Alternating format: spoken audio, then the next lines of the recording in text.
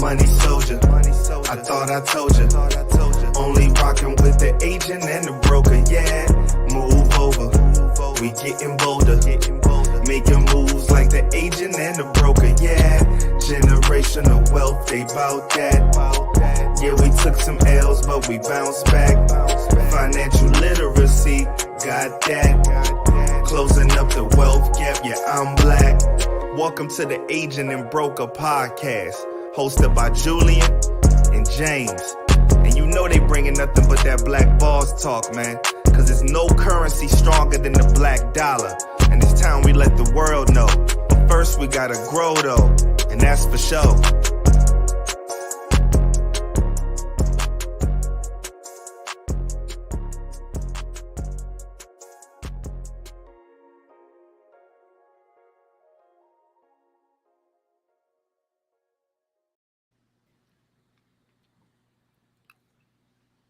Welcome back, everybody. What's going on, James?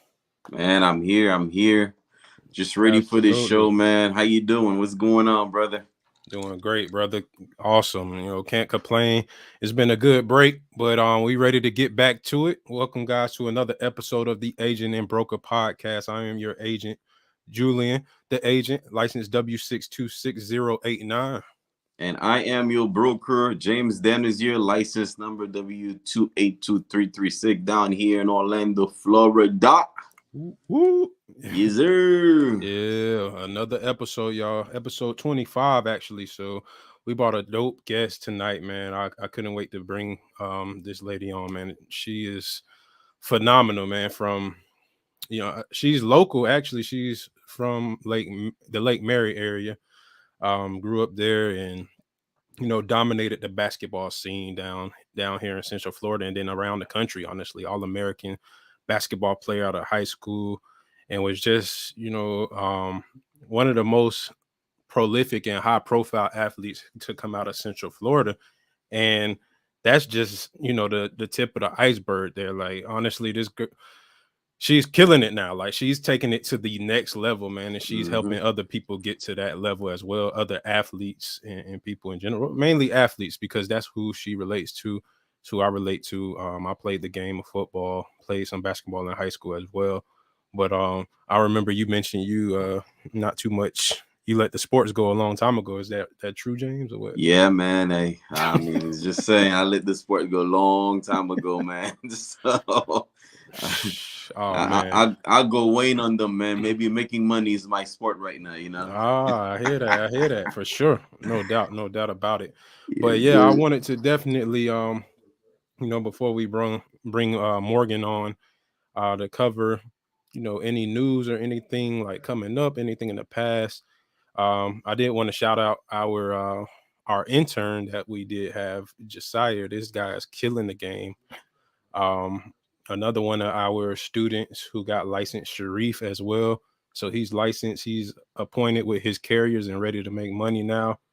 We got another college student who's about to get licensed. She already recruited somebody. So the youth are on fire, bro. And yeah, I'm excited for them, man. Josiah come to the office every day. Sometimes he make it before me. This guy just come in just ready to work, Yeah. A very nice young man, well put together, and he's just a hard worker. Honestly. So just can't wait for him to, huh? I said, he be hitting me up. Julian, you have any work for me today? I'm like, dang, bro. I feel bad I don't have work for you. He's a hard worker, man. And no matter what you throw his way, he come back with it and make it 10 times better. So very bright young man, and the youth, young people in high school, this guy mindset, and so many of the young people we speak with, their mindset is just like beyond this world, most of them. Yeah, and that's just to show you where the world is going, so honestly, very excited for that. Way farther than where I was at that age. So it is inspiring. But yeah, man, we want to introduce Morgan again, guys. I'm gonna let her introduce herself, because honestly, what I say is probably nothing compared to who this person is, on the magnitude of this brilliant woman that is about to come on this podcast right now. So I'm going to introduce her and bring her on right now. Morgan, you there? Yo, what's up? What's going on? How you doing? Can y'all hear me okay? Yeah. Yeah, we hear you fine. Perfect. Cool. Y'all have to forgive me for like I just moved, so like the lighting is I'm usually like popping, but we making this work. It's all about the content, right? So here we are. Absolutely. What's up? What's up? What's going on? Morgan Jones. Tell us about Morgan. Tell us about Morgan Jones. Who's Morgan Jones? Yeah, who's Morgan Jones, right? Give us the background on who you are and let the people know, Yeah, sure thing. So Morgan Jones, I was born and raised in Orlando, Florida. Woo woo. Shout out to O-Town. I played basketball my entire life. I was the number 9th player in America by ESPN in high school. That afforded me the opportunity to be a McDonald's All-American, USA Olympian, Division I athlete, pro athlete. When transitioning out of sports, I had to figure it out, right? Who am I without the basketball? And so I created a movement called Athletes to Visionaries, where we help athletes to find who they are beyond what they do. In doing that, I've also created something called the Vision Box, which is a toolkit to help people create powerful visions for their lives and manifest their reality. And that, amongst a lot of other things, a national speaker. I speak all over the country. I've been featured in ESPN, Essence, CBS, ABC, all the good stuff. So I'm loving this entrepreneur journey, and I'm just glad to be here. Yeah, wow. That's what's up, man. That's beautiful. Actually, before you came in, Julian shared one of the article, probably many articles that was written about you, which is very, very impressive. That you are definitely repping the O-Town, so everybody from Orlando, from Florida, you know exactly, who she is. So All-American high school athlete to D1 to professional. Can you tell us what was the journey like? Talk to us about the journey, what it was like, because we want to know the whole spiel of things, man. So this is your show right now. From high school, for sure, because we have high schoolers who listen to this. Mm-hmm.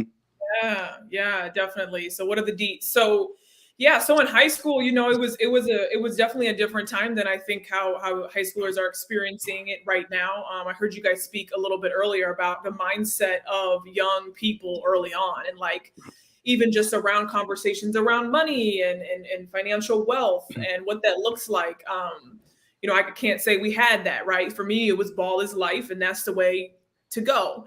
Right.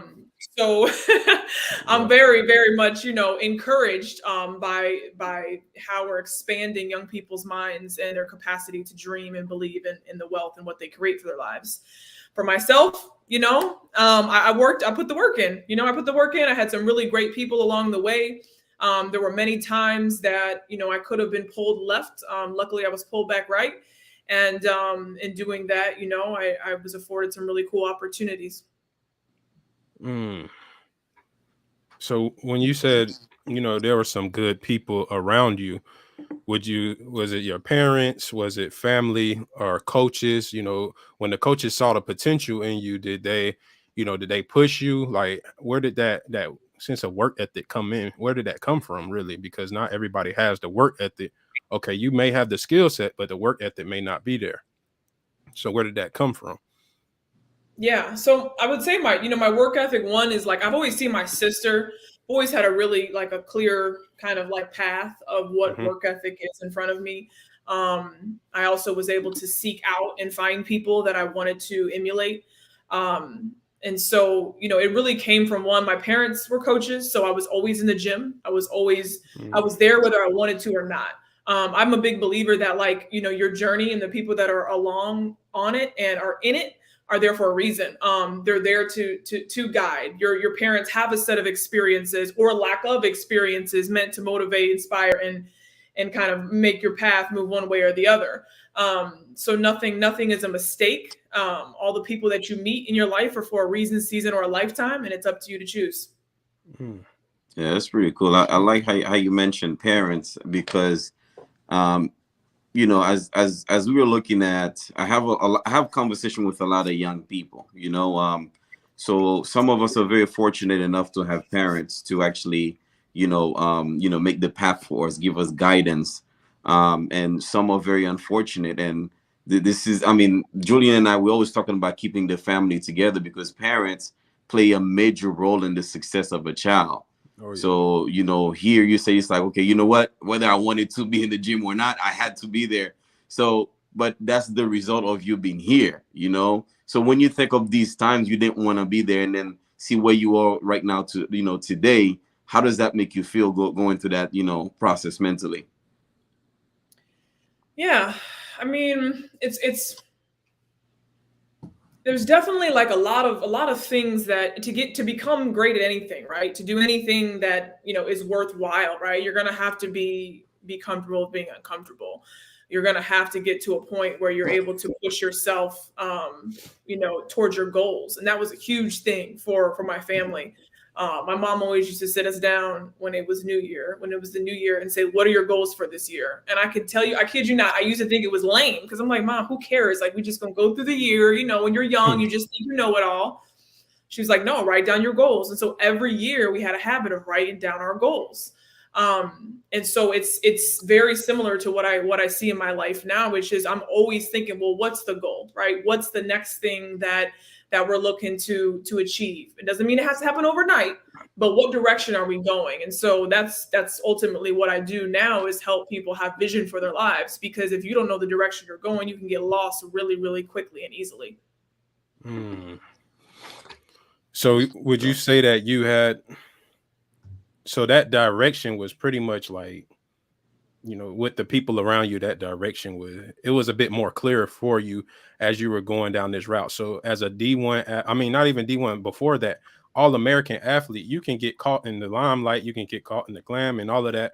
I've seen it, you know, personally, you know, to somebody close, but, you know, and they lost all of it. They lost their opportunity from, you know, getting a bit big-headed. So your parents, I guess your parents, you can say that they grounded, you know, helped ground you and all of that. But did you always have these visions to help other people while you were in high school, or were you solely focused on making it, okay, D1 and pro?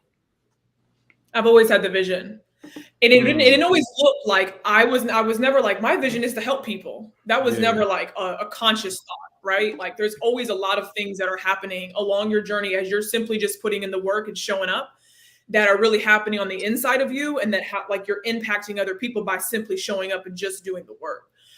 So along my journey of basketball, right, I'm one person who was highly recruited, but I had 12 other teammates around me.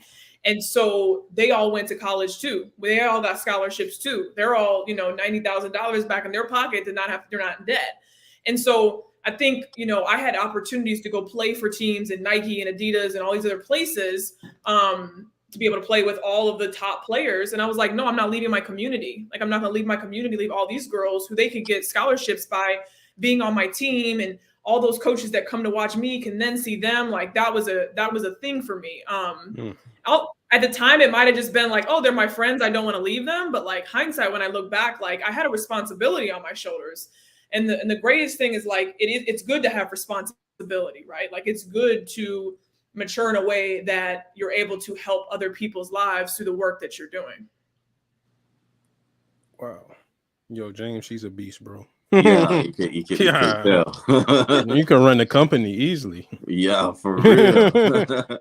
You know, that sense of responsibility, because Julian talked about how things can get in your head and not losing momentum. And sometimes the limelight can actually blind you to where you know, whatever was important to you at one point, it's like you kind of like move it aside and then you just proceed with something different. But it was all about your community. I remember meeting with you, you know, at the event where we met, and that was still big to you. It's like, no, you know, I just gotta get in my community and help as many people as possible, which is really, really giving back.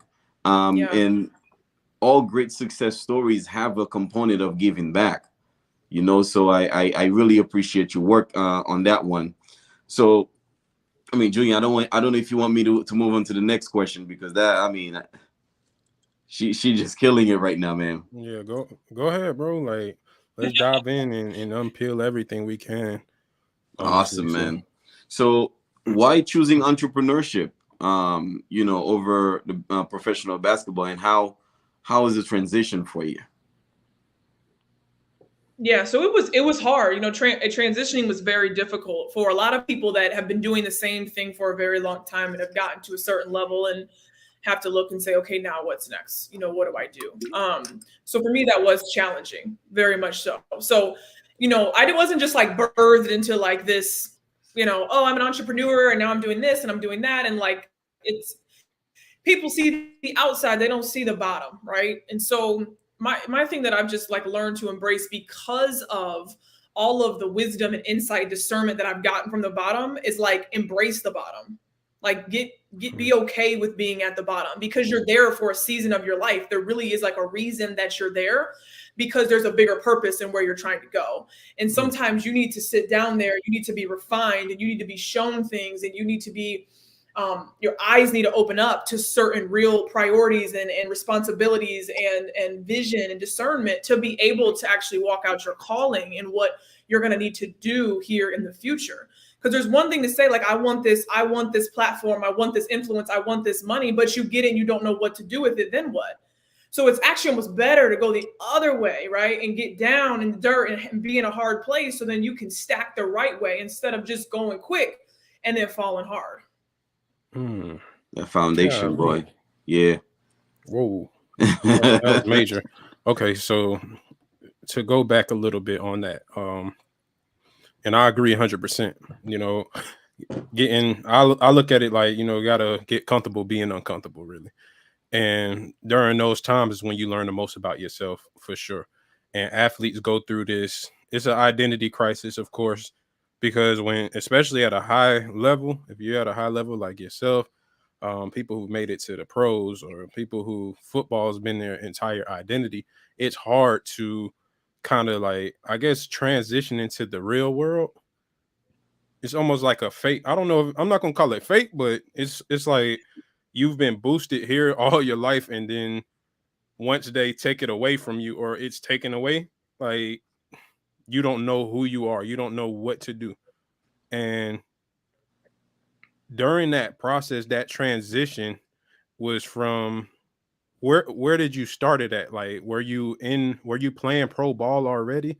And how was that transition? So, okay, that pro ball, I guess, go back into your pros. Let's go back into the pros or even in the college and transitioning into the pros because I know you traveled to a different, you were at a few different schools. Was it Northwestern, I think? And then you finished at FSU, correct? Correct. So there, what was that transition and why did you transition? So I started off my journey. My parents were big on, you know, academics, right? Get a really good academic education. They didn't get education, so that was big for them. So my sister and I played with each other at Northwestern University, and then I transferred to Florida State University.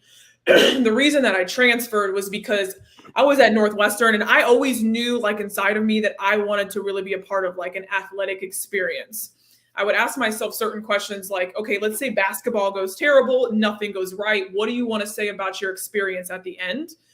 And so for me, that was saying like, I want to have a college experience. I want to wear a college across my chest and be proud of that school.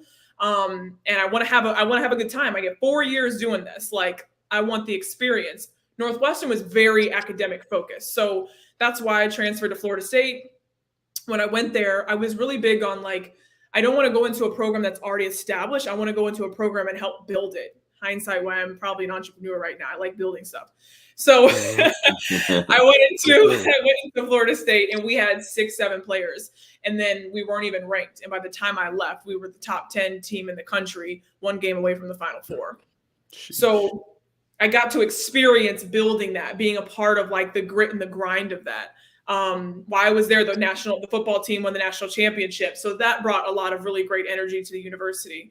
But once you start, like the more and more you start climbing up, the more and more it gets very business-like. Like you go from like those AAU days where it's just fun. You're out there playing with your friends, you know, right. You're just grabbing pizza afterwards, no stress.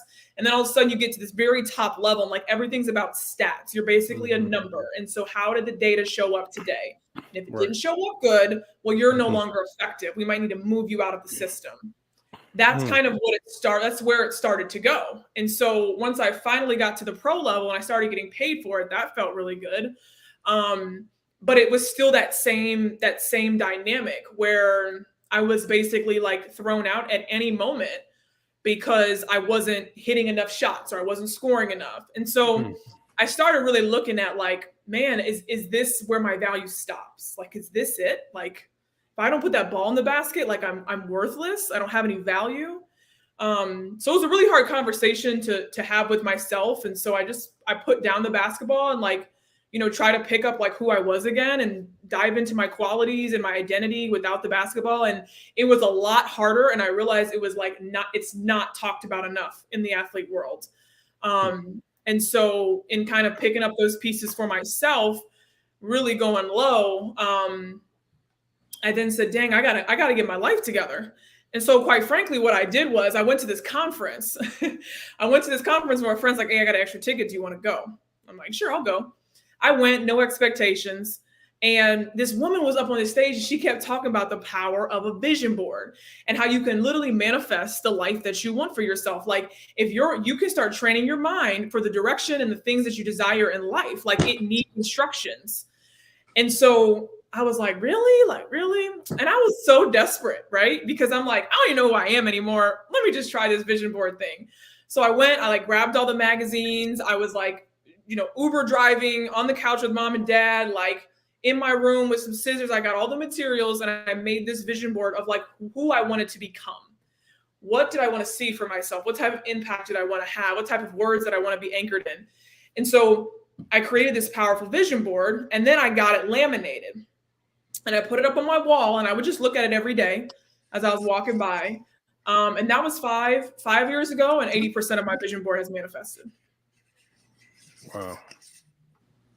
Wow. Straight up. If people knew where I was at then and like where I'm at now, like, so when I talk about vision and athletes to visionaries, the movement, and then the vision box, like I'm doing that stuff because I've lived it, not because like I'm trying to just be, you know, some type of millionaire. Like I've really lived it and I know it can truly help transform lives. Right. Absolutely. And like, so when you transferred, so let's kind of to go into that a little bit. When you transferred, and now, you know, you got to deal with NIL and all. I mean, you have NIL to help people and then they can play right away. Did you have to sit out a year? I did. Okay. Yeah. D1 to D1 back then, you had to sit out a year before you can play. So when you transferred, you said your parents that they were big on you going to Northwestern.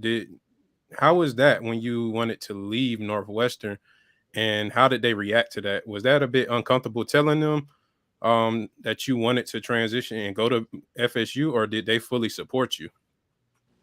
So luckily they fully supported me, but here's why. They knew in high school I used to tell them like, I don't think Northwestern's it. There's just something about it. Like I always had this inclination that like that just was not my spot. And even though they were good people, good education, and they kind of added a little extra parent force on me. And then I finally just was like, yeah, I'm just going to go there. I'm going to do the noble thing. I'm going to do, you know. Yeah. And so when we got to that point where I came and told my parents, like, I'm going to transfer, they felt really bad actually, because I think deep down they knew we kind of pushed her here and knew this wasn't her fully. And so, you know, my kind of like my advice is like, there's those moments where you start making decisions like for yourself that like, it's super important that you make them for yourself, even if you're going to make them wrong.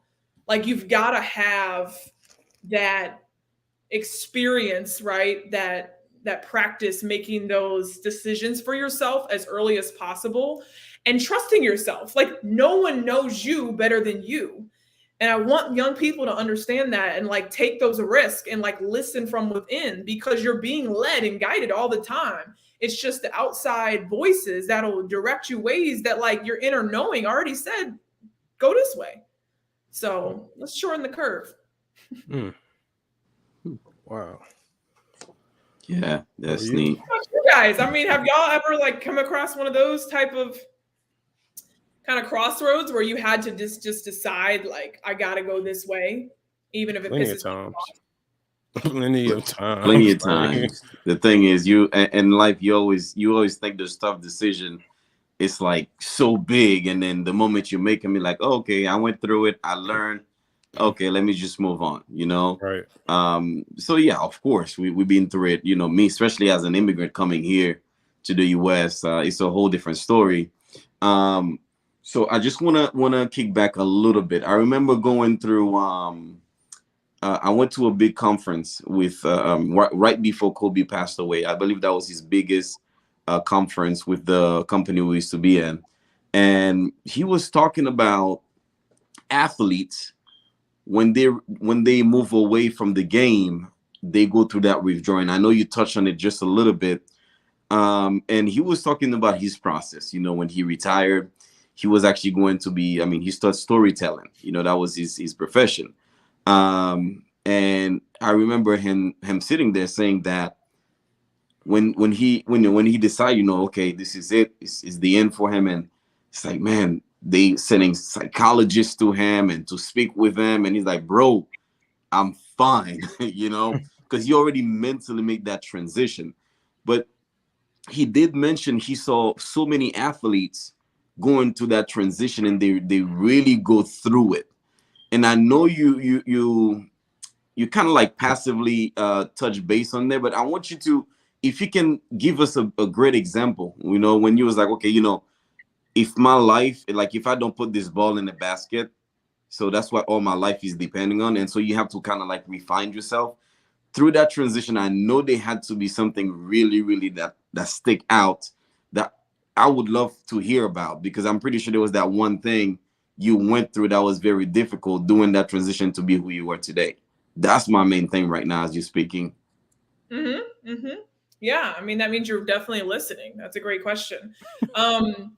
So for one, it's, and I don't mean to say this in any disrespectful way, but it's when you transition out, you literally go through a grieving process. Like, it's almost as if you've lost someone. Like, go through that denial and, you know, all of those different stages of grief. Where it's exciting first, you're like, yeah, I'm done. It's like, oh God, no. And so it's a lot of emotions. So I transitioned out, like literally the reason I kind of stopped outside of my own knowing that I needed to transition was I had lost my grandparents. Like a month after my sister got married, I lost my grandparents, and then I was kind of ready to get started, and then I met my husband. And so literally like a year later, my son was on the way. So life was just happening really fast. And I remember being pregnant and just having to say, whoa, you're about to walk into another massive identity. You've got to figure this out like now. You have to go deep. And so I had 9 months to sit around and be big and figure out who I was, you know, and really get in the word and really honestly like discover who my creator is. Like, where did I start? Where did your identity start? Like, who brought me here, you know, outside of my earthly parents? What is my calling and my purpose? Like, there has to be more than me just walking into another identity without healing or understanding how basketball has played such a pivotal part in my life. So I really went deep with my creator, and he's showed me a lot about myself and about who he is, and my life has changed ever since. That's big. That's big. Thank you for sharing that. Huge. Yeah. No, it's vital.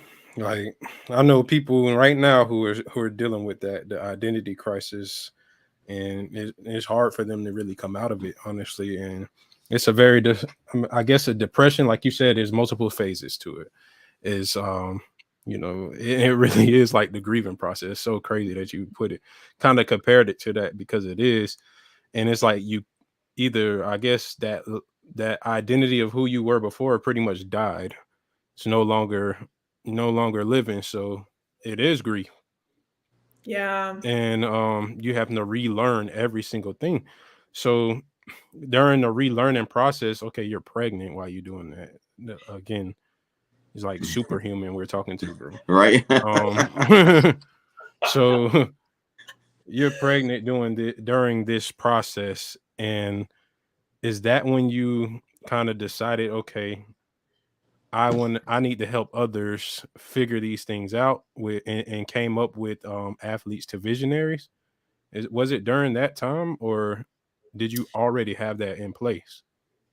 Yeah, no. So it was more so like going deep with myself enough to say, man, these are the narratives that I don't want to continue to see show up in young women. And I went and served just that. Like, I wanted young women and athletes to understand that they're more than their sport, that their value in worth does not show up in a stat sheet, that whatever they put and set their mind to, that they can achieve. And so these were things that I honestly, Julian and James, like I wanted to believe those about myself. It's wild. So I've always learned, and I would encourage other people, like sometimes a lot of our work is what we really like wanted for ourselves. Yeah. And so it was something I wanted for myself. So I was like, you know what? I'm just going to go start sharing this message with young girls. And lo and behold, like God just started lining up different opportunities for me to share the message. And it forced me to figure out how to deliver the message. It forced me to, improve my presentation skills.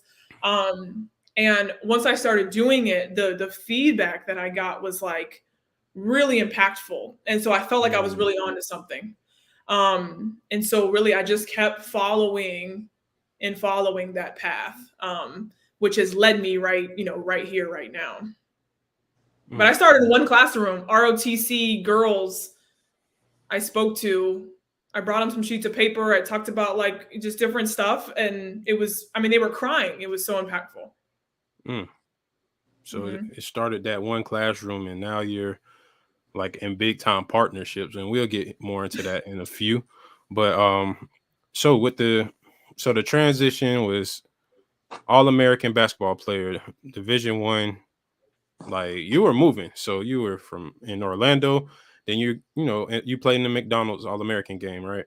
And then so you're used to traveling, probably play AAU as well. You went to Northwestern, you came back down to Florida, so really like your life has already been an adventure. Then you played pro ball. Where did you play pro ball at? Puerto Rico. Okay, in Puerto Rico, and I'm sure the money was good too. So it's like, okay, let's make money.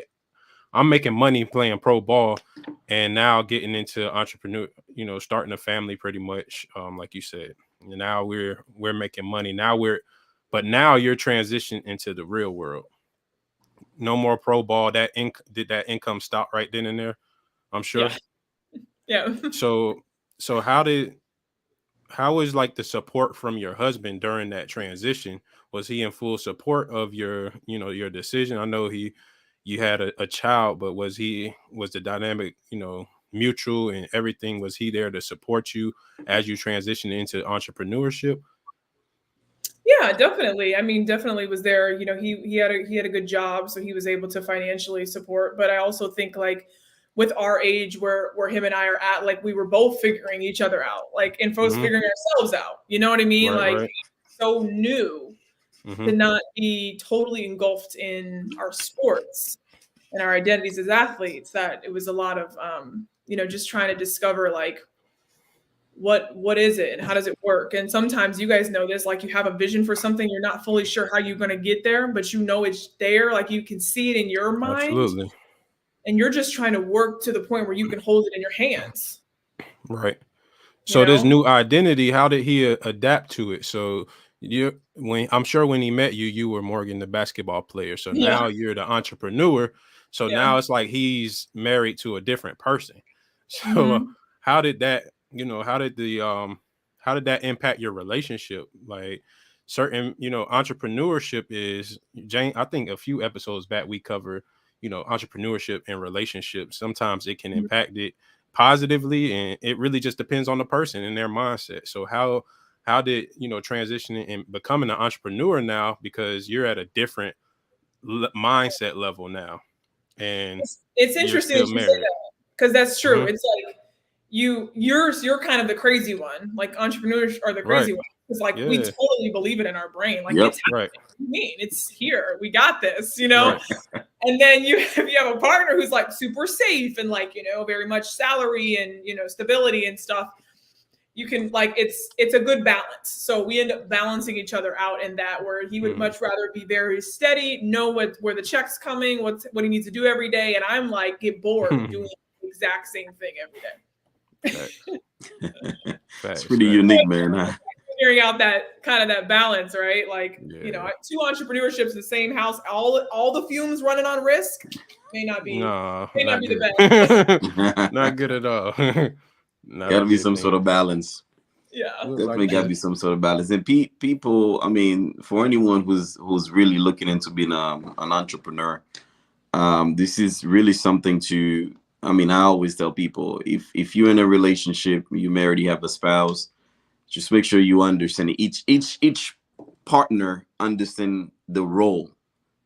That makes sense, because you can just crash. And I can tell you, as a young man, and many men I've met with and entrepreneurs, people would kind of like say, okay, your vision is even more important than your spouse type of stuff, because sometimes it portrayed to be like that. So when you're getting into entrepreneurship as a couple, I mean, I'm just saying, man, like, whoever you are, get out there, find somebody who's a couple, like a power couple that's like, you know, an entrepreneur or both entrepreneurs, so you can really get some gems on really how to, you know, what to expect. It's not easy. It's a bumpy road. You know, there's a lot of lesson learning. If you're gonna go through this road with emotions, you know, sometimes if it's all emotion, it's just gonna hurt you in the long run. Yeah. So definitely, you know, really like, you know, the question Julian just asked. But yeah, man, let's move forward. Absolutely. Let's get into what you have created and, you know, and what you're doing, because I'm sure the people will want to know exactly what you do and about your companies now, and, you know, how you turned this vision into reality. So athletes to visionaries, let's start there, and then we can get into, you know, the vision box.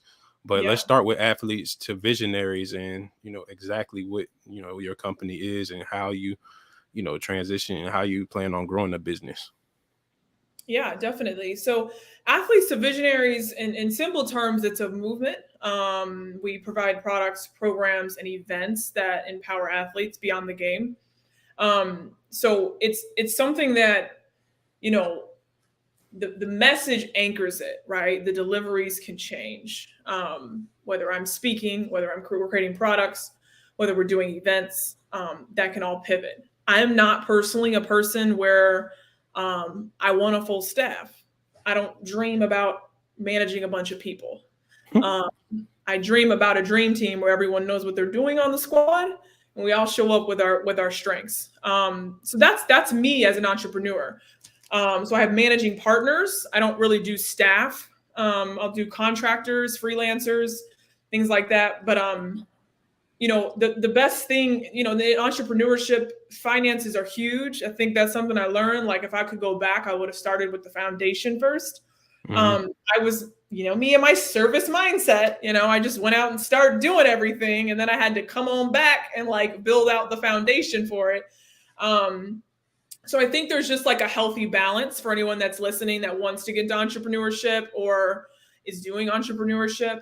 Know your weak spots, right? Know the parts where you excel really well and the parts where you need help. That takes a lot of self-awareness. It takes a lot of being reflective of yourself and honest with yourself. You can't do it all as much as you feel like you can, because when you're in the driver's seat and you feel like the company's going to ship or sink on you, that's a big weight to carry. So just knowing more about where your strengths and weaknesses are, and then what roles you need to support you.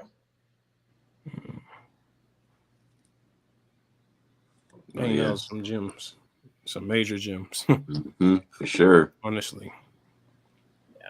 Yeah, no, it takes a life of its own. You know, I've been on the side of like serving the mission and serving the vision and believing in it so much, and then refining the parts that need to be refined. And I've attracted the right type of clientele, the right type of people that want to experience what we have to offer.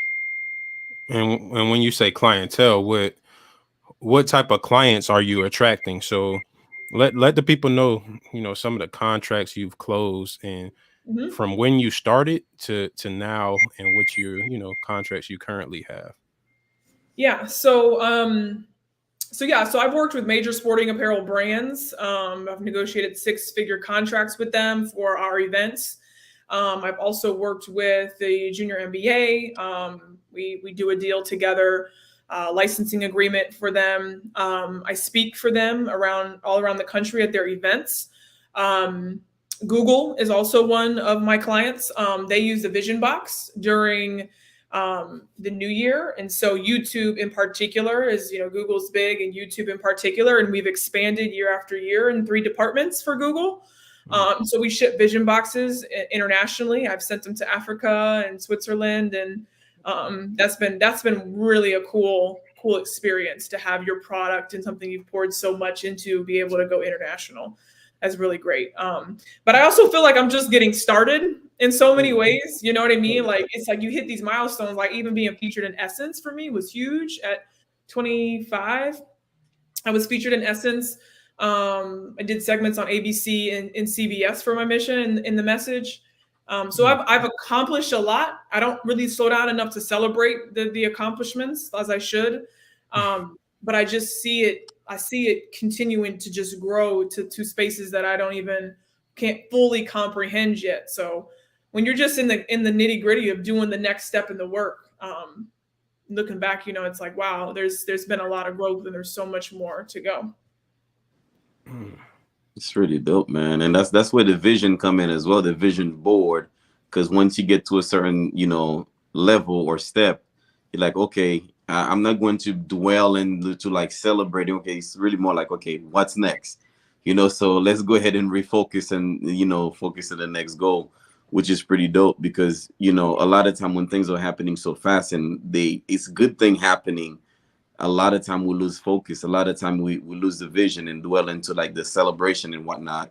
I'm glad you actually mentioned that, hey, okay, I don't celebrate too much. And even though you should, because as entrepreneurs, there's a lot of things we accomplish. It's like, I remember when I first opened my office, Julian, like, man, we got to go celebrate. I'm like, oh, maybe next time, man. It's because I'm learning, bro.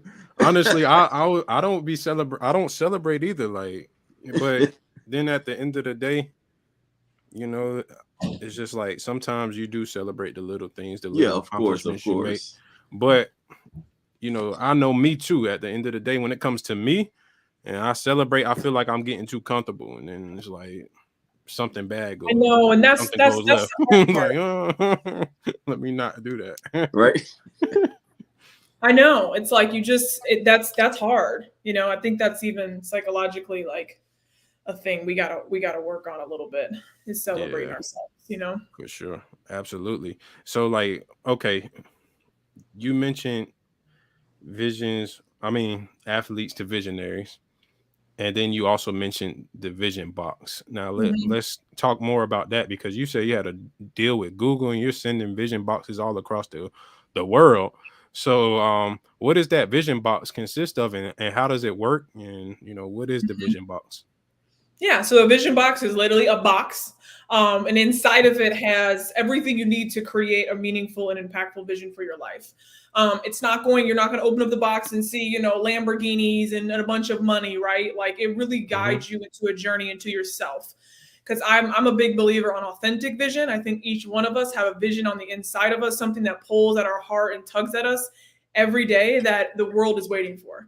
And so the Vision Box is meant to pull that outside of you, curate a vision board that you're proud of, that you believe in, that feels true to you, so that you can get on that path. Right now, I feel like a lot of the times we're told what we should be and what we should want and how much money we should make all the time. And a Lamborghini is going to make me happy. A relationship is going to make me happy. A big house is going to make me happy. And like, it's not. It's going to actually leave you empty if you don't actually know, the real fruits of that. So that's my hope, is that the Vision Box can guide people towards an intentional vision. And is it it's the Vision Box .store? That's the website? Yep, visionbox.store. Okay. Oh, yep. So in it, you'll get a board, you'll get pens, scissors, markers. You'll have a thought box in there as well. The thought box will have a notepad and a pen in it. I'm big on, like, we have phones, we have all these different places where we store all these ideas, and oftentimes they get lost. And so your thought box is that intentional space to store your most intimate, your most powerful thoughts about yourself, about your vision, about what you want to see. And then when you have time, you come back to that thought box, you open it up, and you say, man, what is it that I want for my life again? Oh, that's right. because out here it's noisy. So we got to have somewhere where like we're keeping the things that matter to us most in a sacred place. And then there's the magazine, where the magazine is a total experience that it'll like guide you through setting goals, visualization, over 150 images that are going to empower you. And the magazine really speaks to you. It's not about us. It like has words that empower you to be your most true self. Wow. Very important. Very, very important. Because we need, I think a couple episodes ago, I think every day we expose ourselves from 3,000 to 6,000 different advertising just on a regular day basis, and just you maintaining who you are, understanding who you are is such a challenge in today's, because even going to work, you're just driving, you don't even pay attention, but subconsciously you're seeing a Papa John, a McDonald's, whatever, everything being advertised to you. And by the time you get to work, you got to work and the whole shenanigans. So you get home, you're tired and you forget about you. Yep. Mm-hmm. So what a great way to remind people who you are. What is your vision? What is your goal? Because if you can hold it in front of you, then it's going to be something significant. Because one thing you mentioned earlier, it's not that you're trying to do this. No, you lived it, because 80% of your vision board is accomplished. Mm-hmm. This is big. People don't. I remember, and I'll just share this because I think I shared in one of the episodes as well. Second class in high school. It was my English class. I mean, not high school, college, which I did 2 whole semesters and then I quit. But that's a whole different story, right? But anyway, the professor have us made a vision board, and I'm like, okay, silly stuff, but I did it. And I remember telling my wife that, I show it to my wife. This was my vision board. The vision board was simple. Where are you now? I mean, where were you? Where are you now? Where are you going? 3 steps, right? So right now, I haven't put a percentage on there, but all I know is I said I didn't want to have a job. I wanted to be an entrepreneur. And yes, I'm an entrepreneur. I wanted to have 2 kids, a boy and a girl. I have 2 kids, a boy and a girl. And things are actually, like, I just thinking about it right now, it's like, holy cow, things are actually coming along based on that vision board. Because people have no idea what you see. A lot of times is what become reality. Mm-hmm. So this is why a lot of professionals will tell you to manifest what you need in your life, what you want in your life, which is when you wake up, you need something next to your bed to actually remind you. Something on your phone. Like I have screensaver on my phone to remind me of my goals. Whenever I open my phone, I'm like, okay, this is my goals. This is what I need to get done this week. It's right on my screensaver instead of having something random, So it's extremely powerful how the brain works. And for the work you're doing is just really helping the whole world and refocusing on who they are and the ability to become great and the greatness that's already in them, for them to get it out.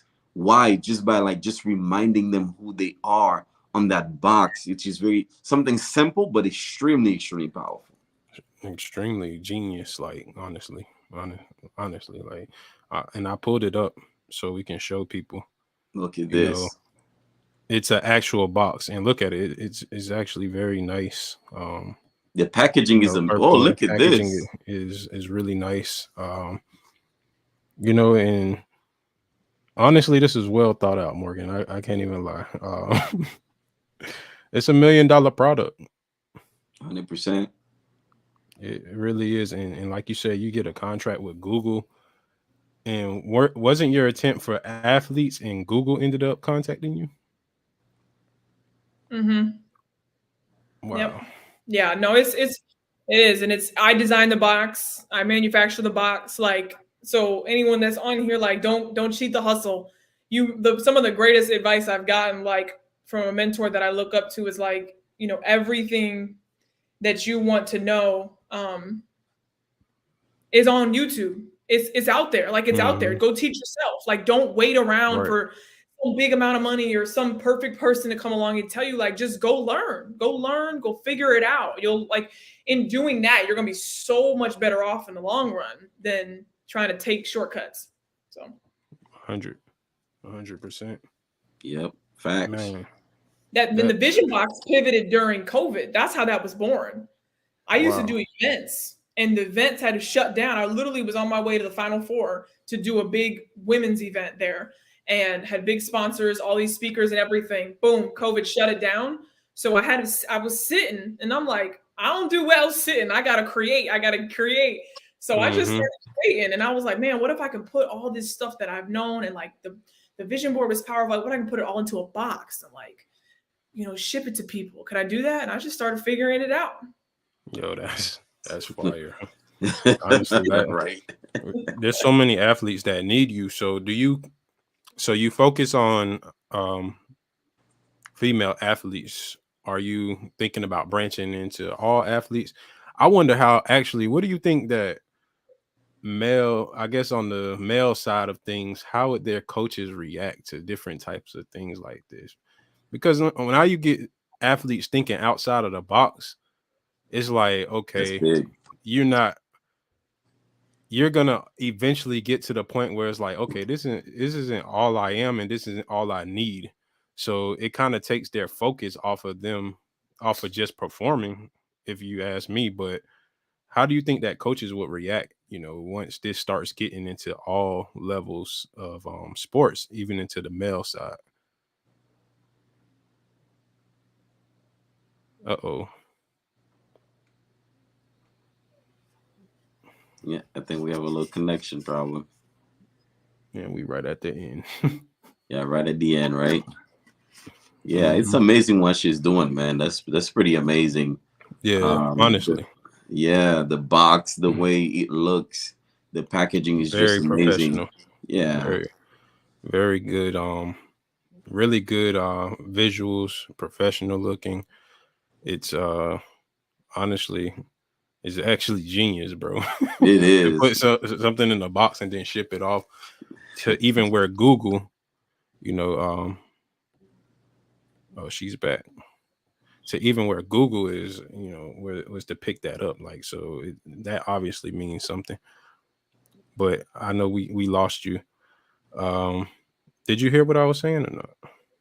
You said you were starting to say something about men's side, like. Oh yeah. Like, how do you think that the men's side will take that, even the guys? Because guys, it's like peeling back onions, and you never get to. Dudes will never be like truthful. We'll never be truthful, honestly. Like, so like even from that to even getting into like coaches, like you're putting this stuff into players, like, you're empowering players a different way, just like the NIL deal and all of that stuff. You see Nick Saban on TV crying about, NIL and what's going on. So empowering people, empowering athletes, how do you think that this would, impact that side of sports, what you're doing? Yeah, I think it's definitely going to and is impacting. I think that, like right now the sport world is really noisy with NIL, the transfer portal, like a lot of the athletes are becoming more self-consumed in a lot of ways. I get the advocacy and the agency over yourself, but like also there's a lot of other tricky things going on there.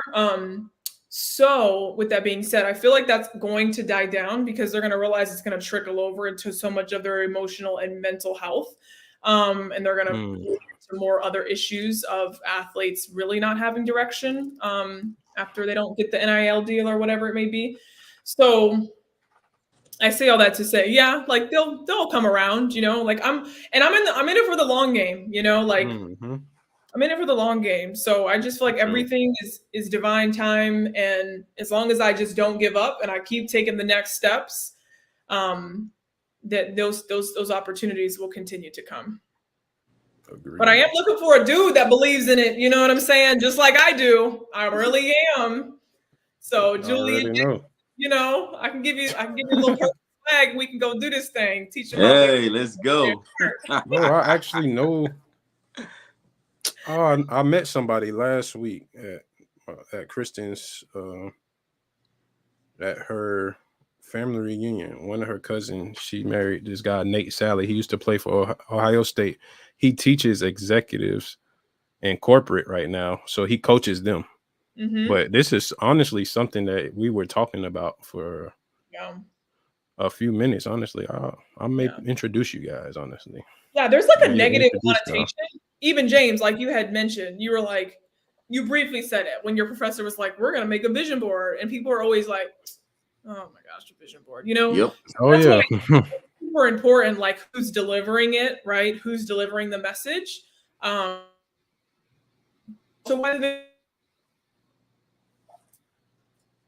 powerful? Because there's actual story behind it.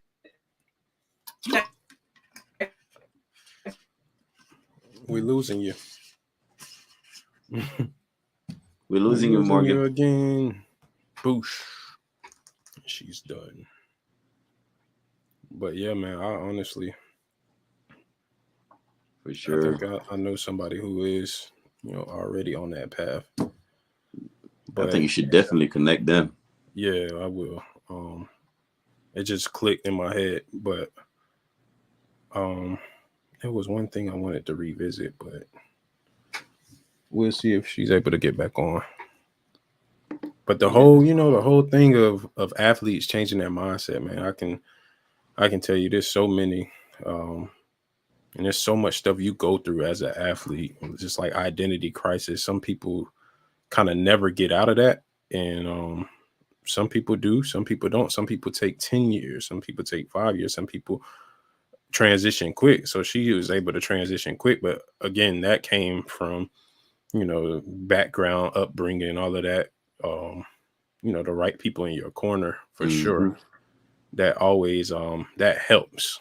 But transitioning as an athlete into the real world can be a huge identity crisis.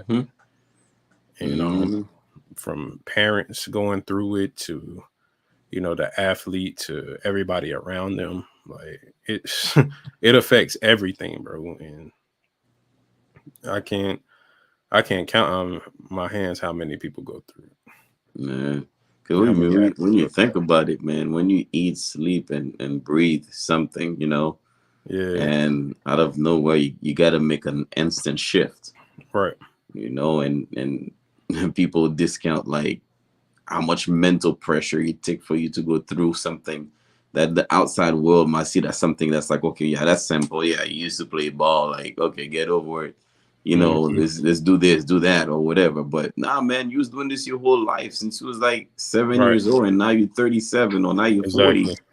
So it's not that easy. It's not that simple. Mentally, you go through a lot of stuff, man. So, and watching the people, go through it and then transition is just like, whoa.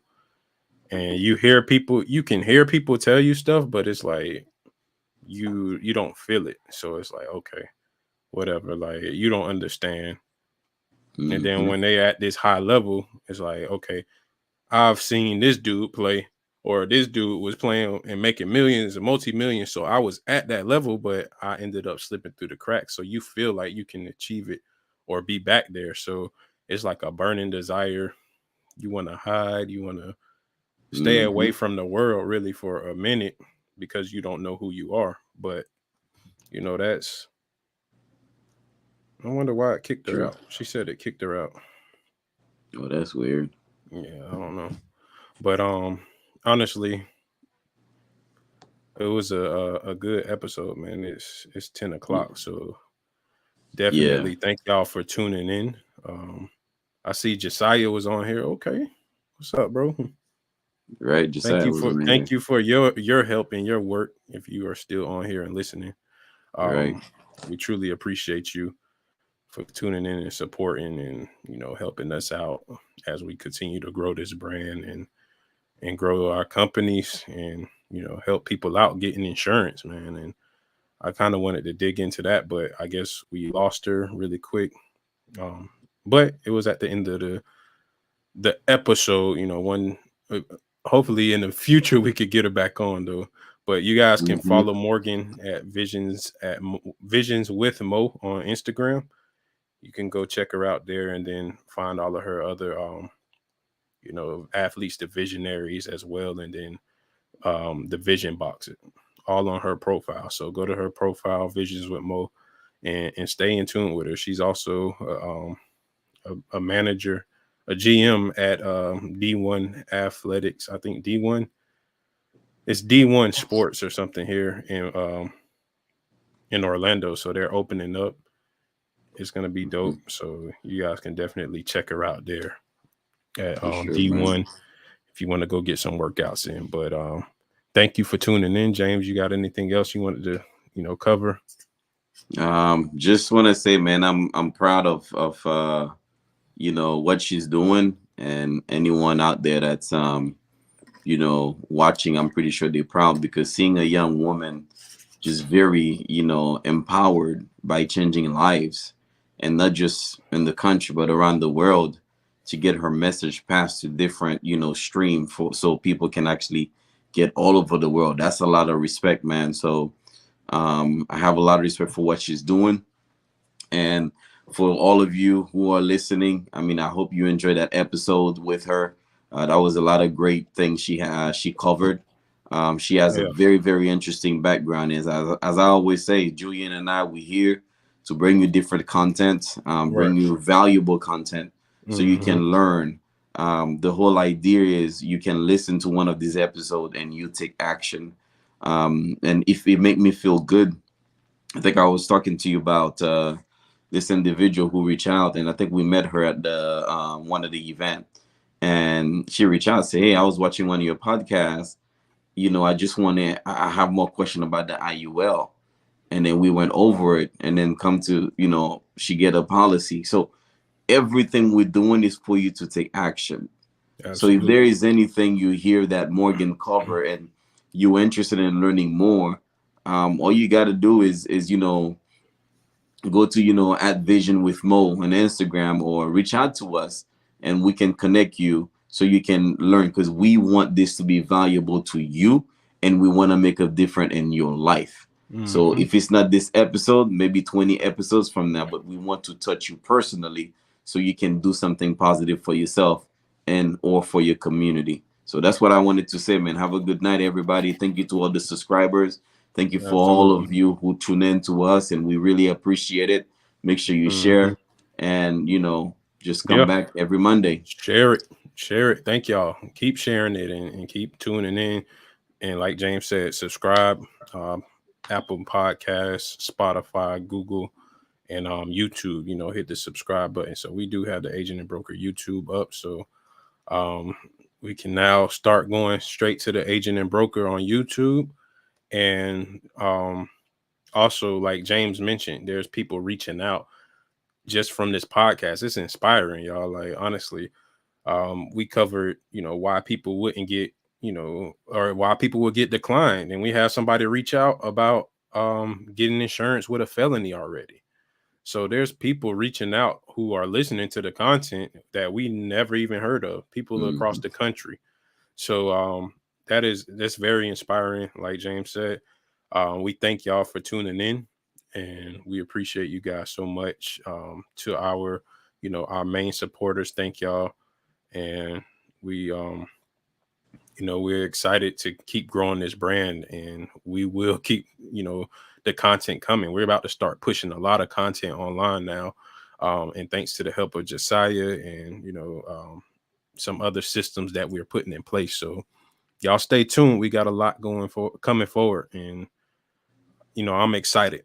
So it's coming again. And it's coming heavy with fire. Oh yeah. We ending the year with a bang. So y'all have a good night, and thank you for tuning in to another episode of the Agent and Broker Podcast. The agent and the broker put you on the right path, and if it ain't adding up, then do the right math. And when you wanna come up, some might laugh, but them be the types to be the overnight staff. Always be a worker, we tryna be some owners. Sometimes might strike out, sometimes we hitting homers. But one thing's for sure, when the money gets uncovered, hit the agent and the broker. Say thank you to my brothers.